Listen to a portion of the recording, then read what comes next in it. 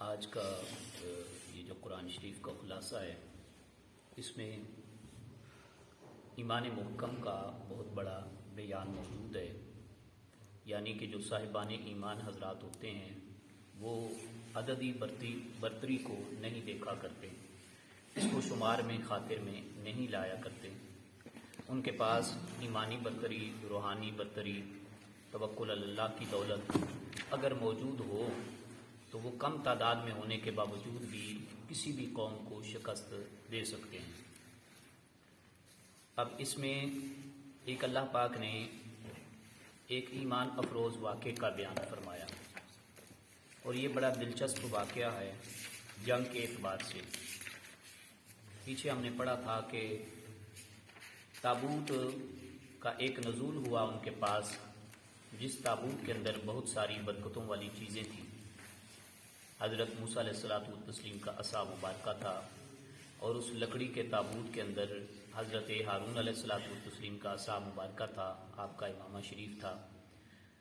خوراک انبیاء یعنی انبیاء اکرام علیہ الصلوۃ والتسلیم جو غذا یا خوراک استعمال کیا کرتے تھے، وہ اشیاء بھی اس تابوت کا حصہ تھیں۔ اس کے علاوہ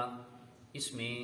بہت ساری روایات کے مطابق اور مفسرین قرآن کریم کی رائے کے مطابق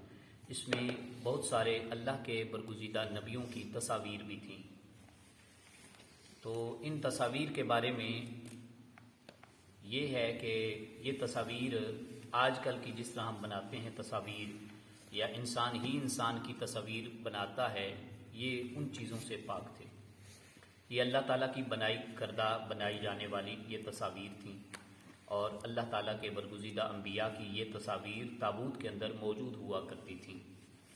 تو المختصر کہ یہ بڑا برکتوں والا تابوت جب دیکھا نہ طالوت علیہ السلام اور ان کے لشکر نے، قوم نے، کہ اللہ تبارک و تعالیٰ اس سبب سے بھی ہمیں کامیابی کے لیے اپنی مدد و نصرت سے نوازتا ہے، تو ان کا اللہ تبارک و تعالیٰ کی ذات پر اور زیادہ پکا یقین ہو گیا۔ اور طالوت علیہ الصلوۃ والتسلیم نے اس یقین کو دیکھنے کے بعد اپنی قوم کے افراد کو اکٹھا کیا، اور اکٹھا کر کے فرمایا کہ کون ہے جو جالوت اور اس کے لشکر سے اب مقابلہ کرے گا۔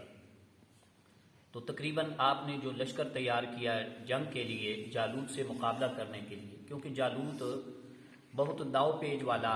ہنرمند ایک قسم کا جنگجو تھا، اور وہ بہت سارے لشکروں کو تنے تنہا بھی ان پر غالب آ جایا کرتا تھا، ان کو شکست دے دیا کرتا تھا۔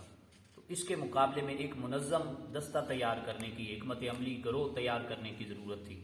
تو جب حضرت طالوت علیہ السلام نے وہ لشکر اکٹھا کیا نا، تو وہ تقریباً روایات کے اندر کئی طرح کے اس میں تعداد موجود ہے، 70,000 کی بھی تعداد کا ذکر موجود ہے، 80,000 کی تعداد کا بھی ذکر موجود ہے۔ یعنی اتنے کثیر تعداد میں لوگ آ گئے کہ ہم جالوت سے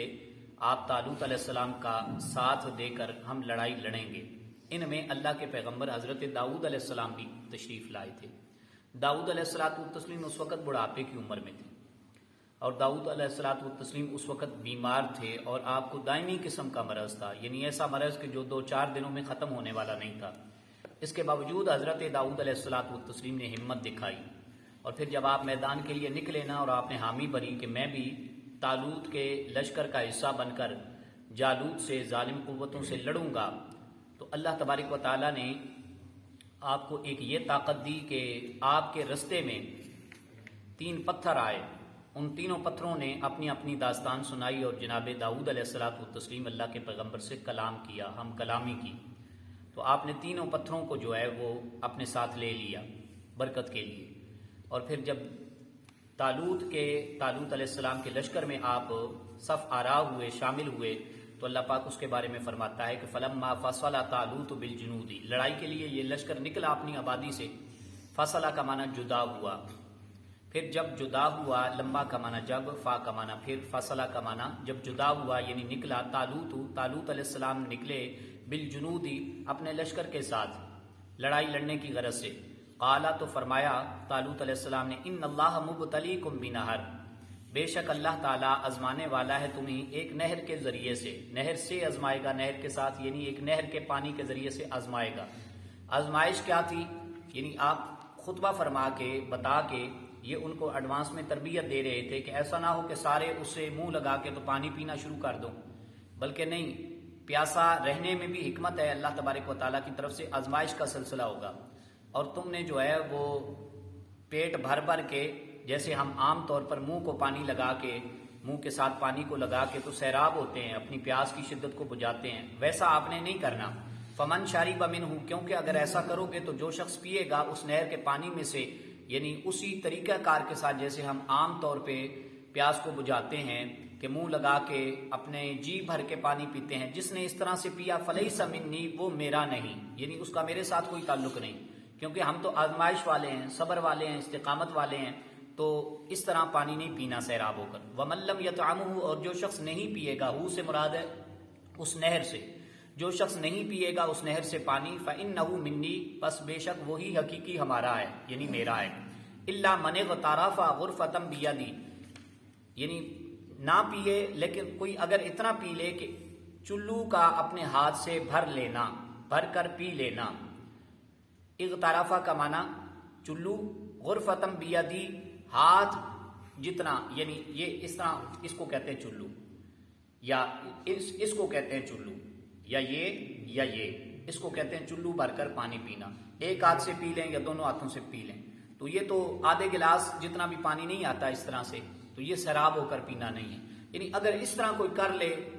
زبان خشک ہے تو اس کو ختم کرنے کے لیے پانی پینا مقصود نہیں ہے، زبان کی صرف خشکی کو تری میں بدلنے کے لیے اگر کوئی اس طرح پانی پی لے کہ گلا بھی خشک ہے، زبان بھی خشک ہے، ہونٹ بھی خشک ہے، تو یہ پانی پینا نہیں ہوا۔ تو وہ کیا ہے، اگر کوئی اتنا پی لے، چلو پر پانی پی لے ہاتھ سے لے کر، تو وہ ہمارا ہی ہے، یعنی اس نے سمجھے کہ ہم جو تربیت کر رہے ہیں نا، تو اس کی خلاف ورزی نہیں کی، جو قاعدہ ضابطہ بتا رہے ہیں اللہ کی آزمائش کا، اس کی حکم عدولی نہیں کی۔ فشاربوا منہ، پھر جب نہر آ گئی نا، آپ نے تربیت فرمائی ہوئی تھی، لیکن 80,000 70,000 کے قافلے کی قیادت جب آپ فرما رہے تھے، اور جناب داؤد علیہ الصلوۃ والتسلیم آپ کے ہم سفر تھے، ساتھ میں شریک کار تھے، تو جب نہر کے کنارے پہنچے نا تو سب نے پانی پینا شروع کر دیا، جس سے ان کو منع کیا گیا تھا۔ الا قلیلا منہم، مگر تھوڑے ان میں سے بچ گئے، یعنی تھوڑوں نے وعدے کی پاسداری کی۔ فلما جاوزہ، پھر جب اس نہر کو پار کیا، ہوا سے مراد ہے طالوت علیہ السلام، والذین آمنوا معہ، اور ان کے ایمان والے ساتھیوں نے جب نہر کو پار کیا نا، قالوا لا طاقت لنا اليوم، تو چونکہ زیادہ تر نے تو پانی پی لیا تھا، جو باقی بچ گئے تھے انہوں نے کہا لا طاقت لنا اليوم، یا بعض مفسرین قرآن کی رائے کے مطابق سب نے ہی کہا، پانی پینے والوں نے بھی اور پانی سے اجتناب کرنے والوں نے بھی، کیا کہا، لا طاقت لنا اليوم، نہیں ہے طاقت آج کے دن ہمارے اندر، بجالوت و جنودہ، جالوت اور اس کے لشکر سے لڑنے کی، یعنی پیاسے ہیں اور پیاس کی شدت کو بجھا نہیں پائے، اور پانی بھی نہیں ملا، اور پانی ملا تھا تو آپ نے منع کر دیا، اللہ کی آزمائش بتائی، اور ہم تو صبر والے ہیں، اور بعض نے کہا پانی ہی ملا ہے نا صرف، اور تو ہمیں کوئی اتنی زیادہ عددی برتری نہیں ملی، ہمیں کوئی ساز و سامان نہیں دیا گیا، ہماری اتنی تیاری نہیں ہے، اسلحے سے، جنگی ساز و سامان سے لیس نہیں ہے، تو آج کے دن تو ہم میں طاقت نہیں ہے، یعنی انہوں نے اپنی تھکاوٹ کا اظہار کیا۔ قال الذین یظنون، تو بولے طالوت علیہ الصلوۃ والتسلیم، یظنون انہم ملاقو اللہ، بلکہ یہاں سے مراد یہ ہے قال الذین یظنون، یعنی یہ والے تو بول گئے نا کہ آج کے دن ہم میں طاقت نہیں ہے، تو جو رب رحمان کی ایمانی عطا پر اور ایمان کی شان و شوکت پر اور اللہ کی ذات پر جو توکل کرنے والے دوسرے لوگ تھے نا، کیونکہ ہر طبقے کے اندر، جماعت کے اندر دو طرح کے لوگ ہوتے ہیں، کچھ ایمان والے اور کچھ کمزور ایمان والے، تو جو کمزور ایمان والے تھے انہوں نے تو پہلا کہہ دیا کہ شاید آج ہم نہ لڑ سکیں، یعنی اس کا سادہ سا مطلب یہ ہے کہ جالوت اور اس کے لشکر سے کوئی ہمارا مقابلہ بنتا نہیں ہے، ہم نہیں کر سکیں گے، کیونکہ ہماری نظر جو ہے وہ اسلحوں پر، ہتھیاروں پر ہے۔ اب جو مضبوط ایمان والے تھے نا، الذین یظنون، یظنون کا لفظی معنی ہوتا ہے جو گمان کرتے ہیں، تو یہاں پر معنی کیا ہوگا، الذین یظنون، یعنی اتنا زیادہ توکل علی اللہ ان کا مضبوط تھا اور ایمان پر کامل یقین رکھنے والے وہ لوگ تھے، اس کا معنی گمان نہیں کریں گے بلکہ یقین کریں گے۔ قال الذین، کہا ان لوگوں نے، یعنی ان کے مقابلے میں دوسری رائے آ گئی، یظنون، جنہیں یقین تھا، انہم ملاقو اللہ، کہ بے شک وہ ملاقات کرنے والے ہیں اللہ تعالیٰ سے، یعنی کوئی بات نہیں، اللہ تعالیٰ تو ہمارے ساتھ ہے نا، ہماری تیاری نہ ہو تو کوئی بات نہیں، تعداد زیادہ نہ ہو تو کوئی بات نہیں. کم من فئۃ، بارہا ایسا ہوا، یعنی کتنی مرتبہ ایسا ہوا، قلیلۃ غلبت، کہ تھوڑی تعداد رکھنے والی جماعتیں غالب آئیں، فئۃ کثیرۃ، زیادہ تعداد رکھنے والی جماعتوں پر. یعنی لشکر کو نہ دیکھو کوئی بات نہیں. اور یہ تھے کتنے، اس کے بارے میں حضرت ابن عازب رضی اللہ تعالیٰ عنہ جو صحابی رسول علیہ السلام ہیں وہ کہتے ہیں کہ بارہا ان باتوں کا تذکرہ سرکار عالمین صلی اللہ علیہ وسلم کی بارگاہ میں ہوتا رہا. اور ہم جب سرکار صلی اللہ علیہ وسلم کی، نبی آخر الزمان صلی اللہ علیہ وسلم کی، ہمارے آقا کریم صلی اللہ علیہ وسلم کی مجلس میں ہم لوگ موجود ہوتے تو یہ جنگ و جدال کے چرچے ہوتے رہتے، فلاں نبی نے اس طرح جنگ لڑی، فلاں کا لشکر اتنا تھا. تو کہتے ہیں کہ سرکار صلی اللہ علیہ وسلم کی بارگاہ میں جب اس لشکر کی تعداد کا ذکر ہوتا نا تو آقا کریم صلی اللہ علیہ وسلم مخصوص انداز میں یہ جملہ ارشاد فرمایا کرتے ان کی تعداد بھی ہم بدر والوں جتنی تھی. تو اب بدر والوں کی تعداد کتنی ہے، 313 یا 317. تو معلوم ہوا سرکار صلی اللہ علیہ وسلم کے ان الفاظ کی برکت سے اور اس اشارے سے کہ ان کی تعداد بھی 313 یا 317 تھی. بعض نے کھلم کھلا کہا کہ 310 تھی، بعض نے کہا 310 سے اوپر تھی، یعنی کم و بیش اتنے ہی تھی جو یقین والے تھے. تو انہوں نے کیا کہا، بارہا ایسا ہوا کہ جماعتیں غالب آئیں، تھوڑی تعداد رکھنے والی بھی اللہ کی طرف سے باذن اللہ، اللہ کے حکم سے زیادہ تعداد رکھنے والی جماعتوں پر. اس لیے آج بھی کہتے ہیں کہ اگر دین کا کام کرنا ہو نا تو بندہ تعداد کو نہ دیکھے، بندہ یہ نہ دیکھے میرے فالوورز کتنے ہیں، میری محبت والے کتنے ہیں، اچھا میری بات سننے والے کتنے ہیں. چل پڑے بندہ. اسباب پر اہل ایمان نظر نہیں رکھتے، ایمان پر نظر رکھتے ہیں. توکل علی اللہ ان کی سب سے بڑی دولت ہوتی ہے. اور وہ یہ نہیں دیکھتے کہ کون مجھے ٹھکرا رہا ہے اور کون مجھے جتوا رہا ہے یا کون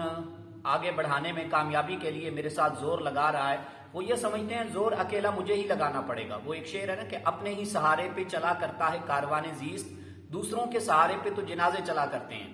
یعنی بندہ خود سمجھے نا کہ میں نے ہی چلانا ہے اس کارواں کو،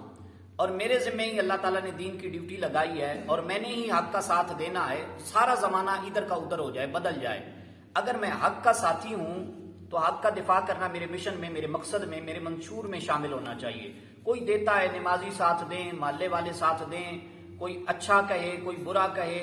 یعنی بندے کا مقصود یہ نہیں ہونا چاہیے، غرض و غایت یہ نہیں ہونی چاہیے. اگر یہ تو ہے تو پھر دنیا نے ادھر پلٹا کھایا تو دین کا ادھر کو رخ موڑ دیا، اور دنیا نے ادھر پلٹا کھایا تو دوسری طرف موڑ دیا. یہ تو دنیا والوں کے کام ہوتے ہیں. تو اس کا مطلب یہ ہوا کہ بندہ عددی تعداد کو نہ دیکھے، میرے ساتھ کتنے ہیں، میری جماعت میں کتنے ہیں، جماعت منظم کتنی ہوئی ہے، کام کرتا جائے، کام شروع کر دے. اللہ تعالیٰ غیبی اسباب عطا فرماتا ہے. آپ دنیا کے اندر ان گنت مثالیں ہیں، سیاسی میدانوں کے اندر، سماجی میدانوں کے اندر، مذہبی میدانوں کے اندر، کہ اور پھر تعلیمی اور اصلاحی میدانوں کے اندر، کہ کسی نے اگر کوئی تعلیمی میدان میں کارہائے نمایاں سر انجام دینا چاہا وہ اکیلا نکل پڑا بندہ، اور کسی نے کوئی جماعت حزب یعنی جنگی جماعت بنانا چاہی دین کی خاطر، دین کے دفاع کی خاطر، وہ اکیلا بندہ نکلا. اللہ تعالیٰ نے اسباب پہ اسباب عطا فرما دیے. تو یہ اصل میں یہ اس کی مثال ہے. اور یہ جو نہر جہاں سے پانی پینے سے منع کیا گیا یہ کہاں پر تھی، اس کے بارے میں مفسرین قرآن فرماتے ہیں یہ فلسطین کے اندر تھی. بعض فرماتے ہیں اردن اور فلسطین کی آج کل کے حساب سے، یعنی اس زمانے کے اعتبار سے جو اردن اور فلسطین کے درمیان کی جو ہے نا سرحد بنتی ہے وہاں پر یہ نہر موجود ہے. تو اللہ تعالیٰ نے اس نہر سے پانی پینے سے ان اہل ایمان کو اور طالوت علیہ السلام کو یعنی آزمائش کے اندر، امتحان کے اندر مبتلا فرمایا تھا. بہرحال اللہ کے حکم سے غالب آ جاتی ہیں تھوڑی تعداد والی زیادہ تعداد والوں پر جماعتیں. واللہ مع الصابرین، اور اللہ تعالیٰ ساتھ ہے صبر کرنے والوں کے. یعنی جو بندہ صبر آزما دور کو کامیابی سے گزارتا ہے نا اور اللہ پر توکل مضبوط ہوتا ہے، یہ عام دنیاوی میدانوں کے اندر بھی ہمارے لیے یہ بہت بڑا لیسن ہے، پیغام ہے کہ اکثر ہوتا ہے کہ بندہ کرم میں مبتلا ہو جاتا ہے، یعنی بے روزگاری ہے اور یا روزگار ہے تو پھر بندے کو کچھ بچتا نہیں ہے، یا پھر یہ ہے کہ بندہ بیمار ہوتا ہے اور دائمی مرض کا شکار ہو جاتا ہے اور کوئی علاج معالجہ سود مند ثابت نہیں ہوتا، یا یہ ہے کہ ہر دنیا کا بندہ اسے ڈی گریڈ کر رہا ہے اور کوئی اسے اٹھانے والا نہیں، حوصلہ دینے والا نہیں، ہمت دینے والا نہیں، طاقت دینے والا نہیں، مدد دینے والا نہیں، ہمدردی اور احساس دلانے والا نہیں، تو بندے کو تنہا نہیں سمجھنا چاہیے. یہ آیت بار بار ہمیں میسج دیتی ہے کہ بندے کو ان زندگی کی مشکلات کا، زندگی کی مشکلات ہے نا، آخرت تو ہے نا، چلو وہ جہان تو انشاءاللہ ہے نا ہمارا، زندگی کی مشکلات ہیں تو یہ جملہ سمجھنا ہے صرف مشکلات نہیں، زندگی کی بندہ مشکلات سمجھ لے کہ چلو ایک جہان کی مشکلات ہیں، اگلا جہان آسان ہو جائے گا، ساری زندگی اول سانس سے لے کر آخر سانس تک بھی مشکلات در مشکلات ہوں، کبھی ایک لمحہ بھی سکھ سکون کا نہ ملے، پھر بھی بندہ یہی سمجھے کہ اسی جہان کی مشکلات ہیں، ان کا مردانہ وار بندہ مقابلہ کرتا رہے اور اللہ کی ذات پر بندہ کامل بھروسہ رکھے، انشاءاللہ العزیز۔ وہ کہتے ہیں نا کہ ہر اندھیرے کے بعد اجالا ہے اور ہر شام کے بعد صبح کا سورج ضرور طلوع ہوتا ہے۔ ایسا نہیں ہے کہ بندہ اندھیرے بھی یہیں اندھیرے میں رہے اور مشکل کاٹ کے۔ قرآن مجید کا پیغام کیا ہے؟ فَإِنَّ مَعَ الْعُسْرِ يُسْرًا إِنَّ مَعَ الْعُسْرِ يُسْرًا، ہر مشکل کے ساتھ آسانی ہے۔ پہلے مشکل کا ذکر کیا، پہلے آسانی کا ذکر نہیں کیا۔ مشکل مرحلہ کاٹیں گے تو پھر آسانی ہے، بعد بھی نہیں کہا کہ مشکل کے بعد آسانی ہے۔ بندہ کہتا پتہ نہیں کتنی دیر کاٹنا ہوگا، پھر پتہ نہیں وہ بعد والا جہان کب آئے گا۔ مع کا لفظ ہے، مع کا معنی کیا ہے؟ ساتھ، جیسے ابھی پڑھا ہے واللہ مع الصابرین، اللہ تعالیٰ ساتھ ہے صبر کرنے والوں کے۔ ادھر بھی آپ دیکھ لیں فَإِنَّ مَعَ الْعُسْرِ يُسْرًا، بے شک ہر مشکل کے ساتھ آسانی ہے۔ بس وہ مشکل کی سرحد بندہ عبور کرتا ہے، آگے آسانی والا لمحہ آ جاتا ہے۔ وہ جہان بندے کو بظاہر نظر نہیں آتا نا، تو بندہ مایوسی کا شکار ہو جاتا ہے کہ نہیں میرے لیے ہوگا ہی نہیں، یہ خارج از امکان بات ہے کہ میرے لیے کوئی آسانی پیدا ہو۔ اکثر لوگ کہتے ہیں نا میرا تو سارا جہان مخالف ہے، مینو کتوں سوکھ لبنا ہے، آسانی کتوں لبنی۔ تو اس بندے کو سوچنا چاہیے کہ ادھر سے نہیں ملنی مجھے آسانی، سکھ سکون نہیں ملنا، اللہ سے ضرور ملے گا۔ یہ سارا جہان بھی مخالف ہے تو جہان سے تو میں امید رکھتا ہی نہیں ہوں کہ مجھے سکھ سکون ملے، میں اللہ تعالیٰ سے امید رکھتا ہوں اللہ تعالیٰ میرے لیے ضرور رستے پیدا فرمائے گا۔ وَلَمَّا بَرَزُوا لِجَالُوتَ، اور جب آمنا سامنا ہوا لِجَالُوتَ وَجُنُودِهِ، یعنی اس گزشتہ لشکر کا جن کا ہم تذکرہ پڑھ رہے ہیں، جناب طالوت علیہ السلام، داؤد علیہ السلام، آپ کے لشکر کا جب سامنا ہوا نا جالوت اور اس کے لشکر سے، قالو، تو انہوں نے حق والوں نے کیا دعا کی؟ ربنا افرغ علینا، اے رب ہمارے ہم پر انڈیل یعنی نازل فرما، صبرن صبر، وثبت اقدامنا، اور ہمیں ثابت قدمی عطا فرما۔ ایسا نہ ہو کہ ان کا روب دبدبا بظاہر دیکھ کے تو ہمارے قدم لڑکھڑا جائیں، ہمیں تو ثابت قدم بھی رکھ۔ وانصرنا علی القوم الکافرین، اور مدد فرما ہماری کافر قوم پر۔ اور پھر اللہ تعالیٰ نے ان کی ساری دعائیں قبول فرمائیں، کیونکہ اس میں حضرت داؤد علیہ الصلوۃ والتسلیم، اللہ تبارک و تعالیٰ نے ان کو اس واقعے کے ساتھ نبوت کے ساتھ ساتھ بادشاہت بھی عطا فرمائی۔ اور سیرت کی کتابوں کے اندر یہ بات ملتی ہے کہ یہ پہلی دنیا کی عظیم ترین ہستی تھے جناب داؤد علیہ السلام، جن کو بیک وقت ایک ہی وقت میں ایٹ اے ٹائم نبوت بھی ملی، بادشاہت بھی ملی۔ اس سے پہلے یا بندہ دنیا کا بادشاہ ہوتا تھا تو نبی نہیں بن سکتا تھا، اور نبی ہوتا تو بادشاہت ساتھ میں نہیں ملتی تھی۔ یہ اللہ تعالیٰ کی اتنی عظیم ترین بندے اور مخلوق ہیں کہ ان کو اللہ تبارک و تعالیٰ نے نبوت کے ساتھ ساتھ بادشاہت بھی عطا فرمائی۔ اور پھر ان کے صاحبزادے کو جناب سلیمان علیہ الصلوۃ والتسلیم کو بھی اللہ تعالیٰ نے پیغمبری دی، پیغمبر بنایا، اور پھر ان کو اللہ تعالیٰ نے زبور کتاب کا تحفہ دیا۔ تو پھر یہ چھوٹے قد کے تھے، حضرت داؤد علیہ الصلوۃ والتسلیم پستہ قد آدمی تھے اور بیمار تھے، دائمی مرض تھا، لیکن اللہ تعالیٰ نے اس دعا کا تحفہ یہ دیا، اس طرح قبول فرمایا کہ جب جالوت کے سامنے آئے نا تو اسے ناز تھا، گھمنڈ تھا کہ میں بہت بڑا ہوں اور یہ بیمار آدمی اور دائمی مریض، تو یہ میرا مقابلہ کیا کرے گا؟ تو اللہ تعالیٰ نے اس دعا کی لاج ان کی یوں رکھی کہ اللہ تبارک و تعالیٰ نے اسی وقت ان کے سامنا کرنے کے ساتھ ہی داؤد علیہ السلام کا روب جو ہے وہ جالوت کے دل میں ڈال دیا۔ اور وہ اس طرح سمجھیں کہ پھر اگلی آیت کے اندر آ رہا ہے کہ اللہ تعالیٰ نے پھر اس کو شکست دی۔ داؤد علیہ الصلوۃ والتسلیم کے ہاتھوں وہ جالوت جو سینہ سپر ہو کے آیا کرتا تھا، میدان میں مقابلہ کیا کرتا تھا، اللہ تعالیٰ نے اس کو نہ صرف شکست دی بلکہ داؤد علیہ الصلوۃ والتسلیم کے ذریعے سے اللہ تبارک و تعالیٰ نے اس کو قتل کیا۔ یعنی داؤد علیہ الصلوۃ والتسلیم نے اللہ کی تائید اور نصرت سے اس کو قتل کیا۔ فَهَزَمُوهُمْ بِإِذْنِ اللَّهِ، تو انہوں نے بھگا دیا ان کو اللہ کے حکم سے، حق والے جو ہیں وہ باطل پر غالب آ گئے، بھگا دیا ان کو یعنی شکست دے دی۔ وَقَتَلَ داؤد، اور قتل کیا داؤد علیہ السلام نے جالوت کو، اور جب قتل کیا نا تو پھر چونکہ جذبہ سچا تھا، وَآتَاهُ اللَّهُ الْمُلْكَ، اور اللہ تعالیٰ نے اسے دی بادشاہی۔ ہو سے مراد کیا ہے؟ آتاہو میں داؤد علیہ السلام کو اللہ تعالیٰ نے بادشاہت دی، والحکمت، اور اللہ نے ان کو دانائی عطا فرمائی، حکمت عطا فرمائی ساتھ ساتھ۔ یعنی کئی بادشاہ دنیا کے آئے نا تو بادشاہی کے زعم میں، گھمنڈ میں انہوں نے عجیب سے عجیب فیصلے کیے اور پھر اپنی آخرت برباد کر دی۔ تو اللہ تعالیٰ نے صرف ان کو حکومت نہیں دی بلکہ ساتھ ساتھ دانائی اور عقل مندی بھی دی، اور اس وجہ سے انہوں نے ایسے ایسے زیرک فیصلے کیے اللہ کے نبی برحق پیغمبر ہو کر کہ دنیا حیران رہ گئی۔ اور پھر اللہ تبارک و تعالیٰ نے ان کے صاحبزادے کو بھی دوہری حکومت دی، یعنی ایک تو نبی بنایا نا، اور دوسرا جنات کے بھی اور انسانوں کے بھی آپ پیغمبر بن کے نبی بن کے تشریف لائے. اور ان دونوں ہستیوں کو، باپ بیٹا کو، اللہ تعالیٰ نے یہ بھی ملکہ دیا تھا، مہارت دی تھی کہ یہ جو بے زبان مخلوقیں ہوتی ہیں نا، چاہے وہ عام چرند پرند ہوں یا جانور ہوں، حیوانات ہوں، یہ ان کی بولیاں بھی سمجھ لیا کرتے تھے. تو یعنی اللہ تعالیٰ نے ان پر بہت وسیع کرم نوازی فرمائی. وَعَلَّمَهُ مِمَّا يَشَاءُ، اور اللہ نے سکھایا ان کو وہ کچھ مما یشاء جو چاہا. اب اس بات کو اللہ نے کوڈ ورڈ کے اندر مخفی رکھا کہ کیا چاہا اللہ نے، وہ مالک سونا چاہے، جو چاہا اس نے وہ سکھا دیا اس کو. ولولا دفع، اور اس سے پھر حضور پاک صلی اللہ علیہ وسلم کے علم بے مثال کی بھی یہ بہت بڑی دلیل ہے کہ جب ان کی ہم مثال نہیں دے سکتے. مجھ جیسے نکمے مولوی سے بھی آپ پوچھیں حضور کیا کچھ سکھایا گیا، تو میں کہتا ہوں میری زبان گونگی ہے، میری عقل یہاں پہ سکوت ہے، اس پر لرزہ طاری ہو جاتا ہے، میں کیا بیان کروں. لفظ ہی ایسے ہیں قرآن حکیم کے، قرآن رشید کے کہ مما یشاء، اللہ نے جو چاہا. مجھے کیا پتا ہے اللہ سونے کی، مالک کائنات کی، رب ذوالجلال پروردگار عالمین کی کیا کیا چاہت ہے. اس نے جو کچھ چاہا سکھایا. تو اب آپ سمجھ لیں کہ ایک عام پیغمبر کی، اگرچہ یہ بڑے برگزیدہ پیغمبر ہیں، مگر رسول اللہ صلی اللہ علیہ وسلم کے مقابلے میں ایک اللہ نے ان پیغمبروں کی جن کو زبور دی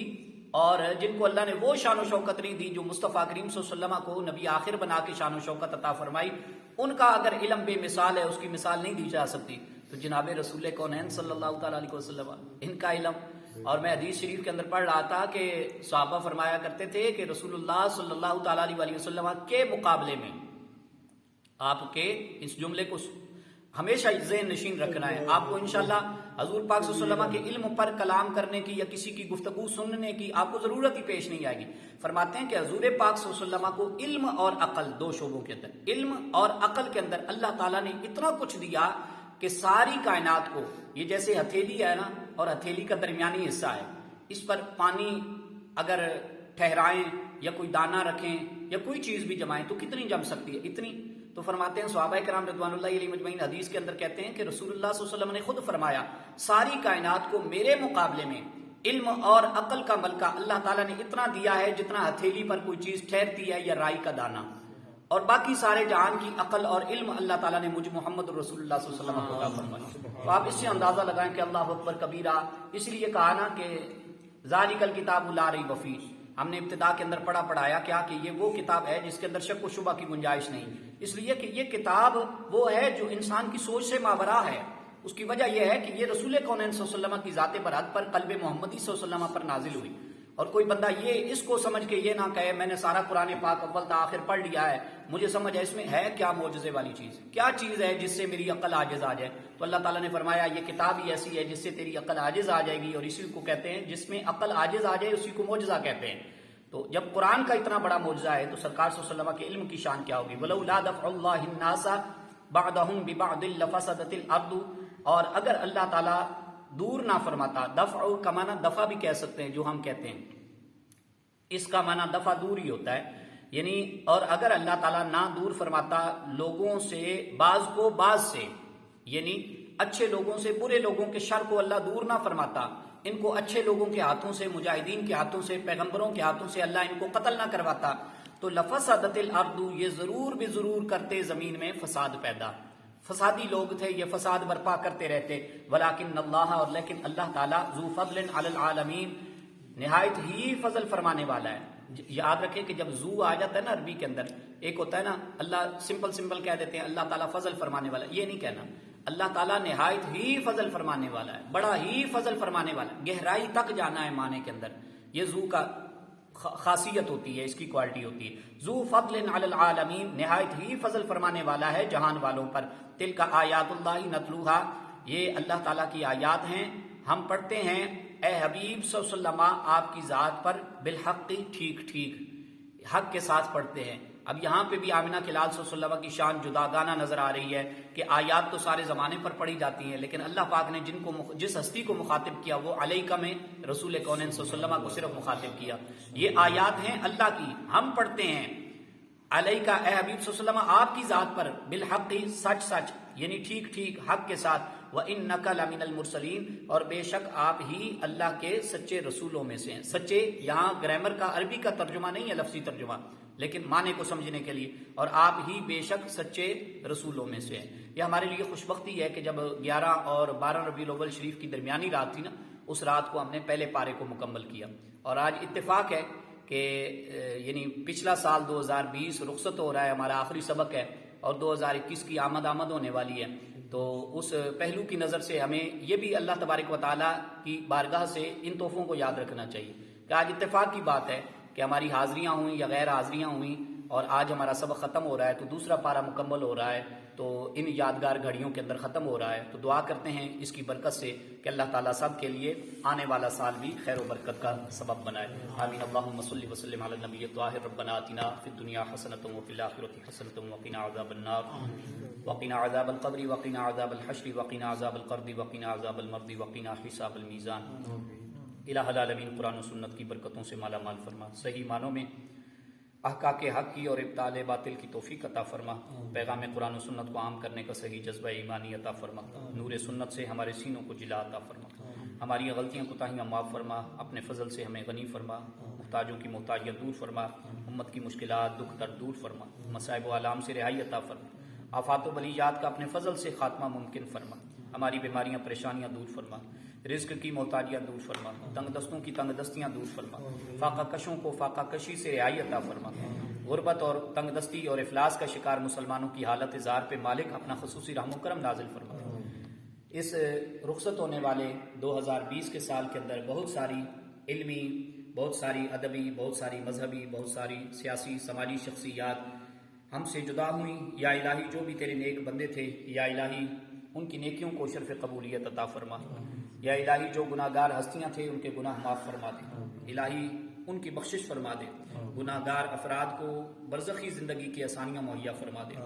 علمی ادبی شخصیتوں کا روحانی فیض ہمیں عطا فرما دے، مذہبی شخصیات جو نامور مذہبی شخصیات تھیں ان کا روحانی فیض، ان کا علمی فیضان، ان کا تحقیقی فیضان، ان کا ادبی فیضان، ان کا ملی فیضان ہم سب کو نصیب فرما، ہماری آنے والی نسلوں کو ادب اور علم کی خوشبوؤں سے معطر فرما۔ الہ العالمین ہماری تمام قسم کی بشری خطائیں معاف فرما، ہمارے والدین کی بخشش فرما، ہمارے اعزاء اقربا سننے سنانے والوں کی، مرحومین اعزاء اقربا فوت شدگان کی بخشش فرما، سب کے حالات پہ اپنا کرم فرما، آنے والے سال کے اندر ہمیں برکتوں کے ثمرات عطا فرما، ہمیں تحفظ عطا فرما، ہمیں سالمیت عطا فرما، ہمیں امن عطا فرما، مال جان رزق حلال کی برکت عطا فرما، بار بار گنبد خضرہ شریف حرم کعبہ کی زیارت عطا فرما، امت کو وحدت اتفاق و محبت عطا فرما، پاکستان اسلام کا بول بالا فرما، مجاہدین اسلام کو دین اسلام کے پہرے دار بن کے جو کام کر رہے ہیں ان کو مزید عظمتوں کے عزتوں کے ثمرات عطا فرما، افواج پاکستان کے حوصلوں کو بلند فرما، دہشت گردی کا قلع کما فرما، ہماری مملکت پاکستان وطن عزیز کو امن کا، خوشحالی کا اور عزتوں کا تاج عطا فرما۔ وصلی اللہ تعالی علی حبیبہ محمد وعلی آلہ وصحبہ اجمعین برحمتک یا ارحم۔